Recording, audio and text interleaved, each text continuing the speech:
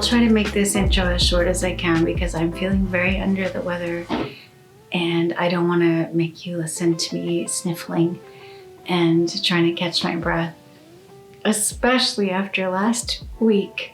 I am so touched by the messages that you sent me and comments that you left.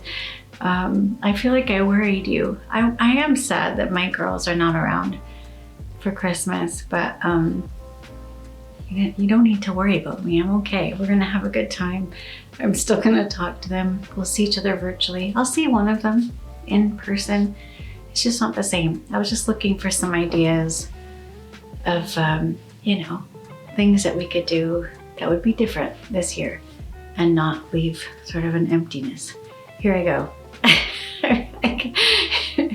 I'm okay. You guys are so sweet. So thank you so much for those messages and comments. I just wanted to share a fond memory with you today of a holiday memory from when I was much younger. It's been on my mind a lot lately, so I just wanted to share it with you. So I guess I was between the ages of 9 and 12. We were living in Victoria, British Columbia, and I would go to Chinatown to buy Christmas gifts for my family because there were these shops that were just full of all these beautiful treasures. And I just thought they were so exciting and just gorgeous, and I could afford them with the money that I made babysitting or doing other odd jobs. So I would buy back scratchers and these little beautiful lipstick cases with a mirror inside for my mom, or there were these little glass green elephants that I'm sure I thought they were jade and very exquisite.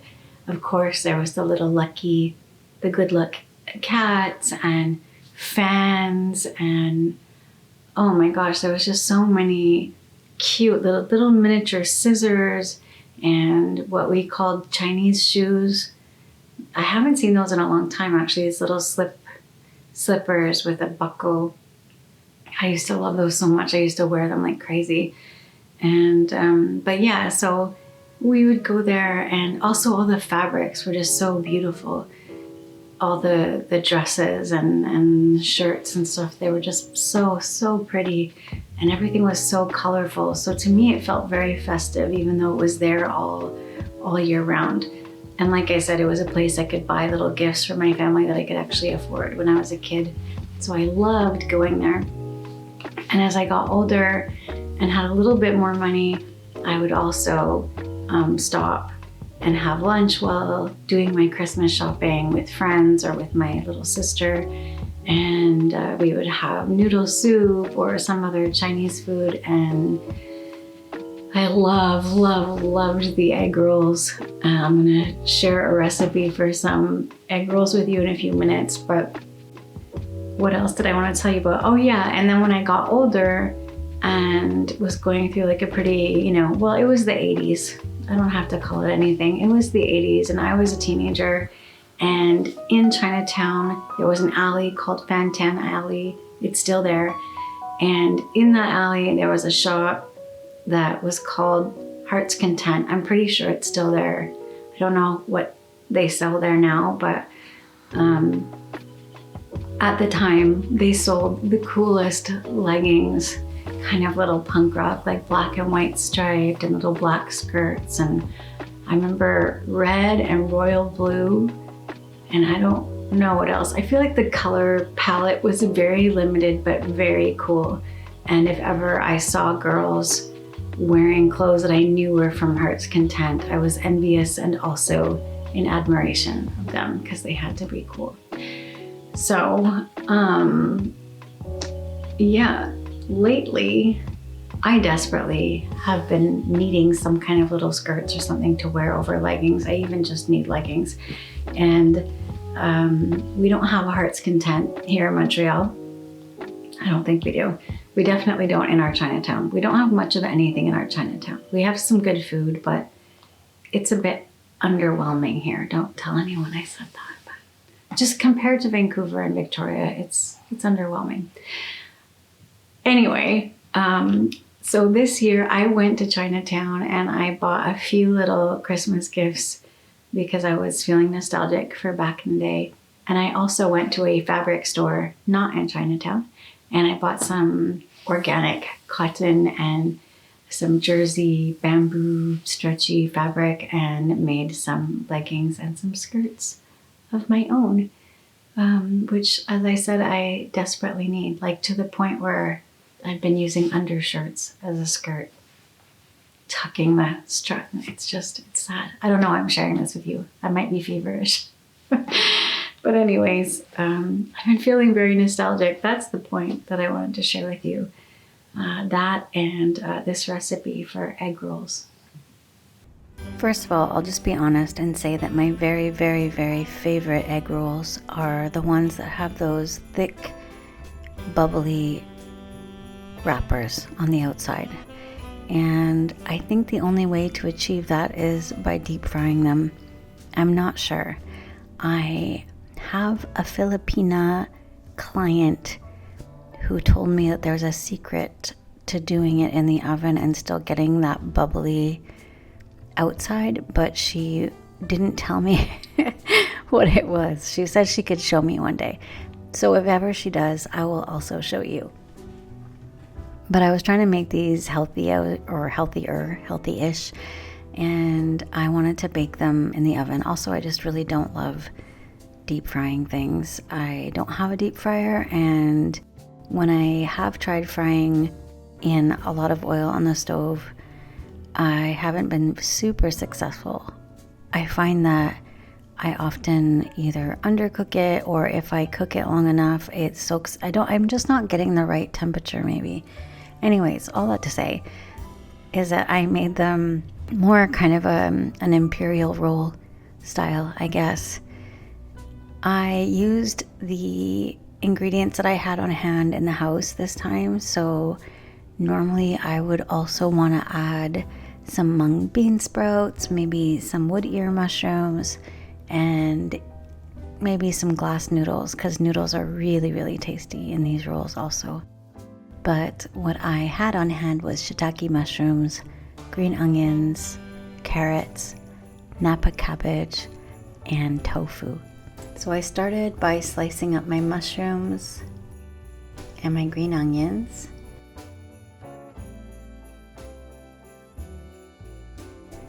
And I grated up my carrots.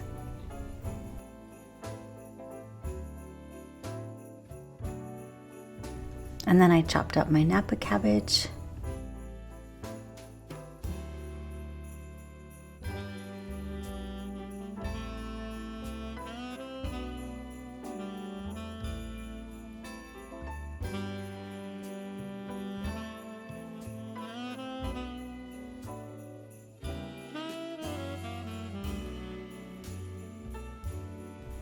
And minced some garlic. And then I shredded up some tofu.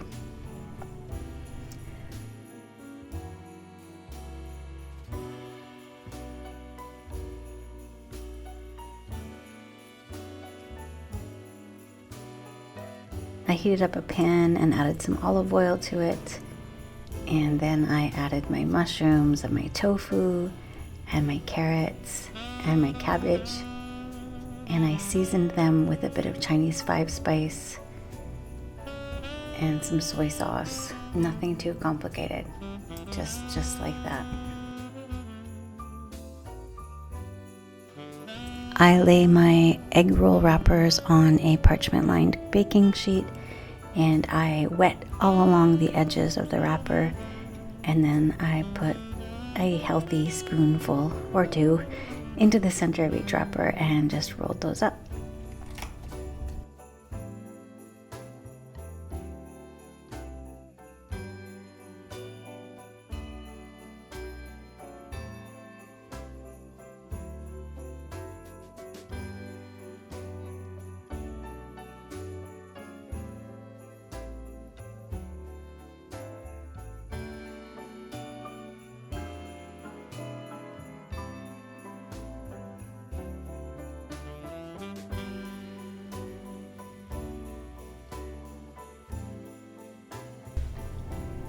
Once my wrappers were all rolled up, I brushed them with a little bit of sesame oil and I popped those in the oven and baked them until they were golden brown and crispy on the outside. And I served them with some plum sauce. I'll let you in on a little secret. Making plum sauce is as easy as making cranberry sauce. You honestly just have to simmer the plums on the stove until they are pureed. And you do that with whatever sweetener you want to use, so sugar or agave or whatever the sweetener of your preference is. The thing is, I find, at least with the plums that we had, because they were quite tart, they were plums that we had picked when we went to the orchard at the beginning of the autumn, I think. So maybe they just weren't quite ripe enough, although the ladybugs seemed to think that they were absolutely fantastic and perfect. But our plums were very, very, very tart. So it seemed like no matter how much sweetener I added, I was using agave. Maybe I should have used sugar. But it just seemed like it didn't matter how much I added. It was just really still very tart in the end. It was still tasty, but it just wasn't quite that kind of plum sauce. When you get Chinese takeout, that plum sauce, I couldn't quite get it there. I really want to thank you for taking the time to watch this video today. And again, thank you so much for your sweet, sweet, sweet messages and comment last week. I'm sorry if I worried you. I'm fine. I'm good. But thank you. That was very kind. If you are a Patreon subscriber, thank you for being a part of this, for contributing to it and helping to make it happen. And if you would like to work one-on-one with me for naturopathy, I work virtually with patients, but also in person here in Montreal. So if you would like to book a consultation, you can do that by following the booking link in the description below. I will be back soon, possibly before the holidays, but we'll see how I'm feeling. And either way, in the meantime, take really, really good care of yourselves and each other.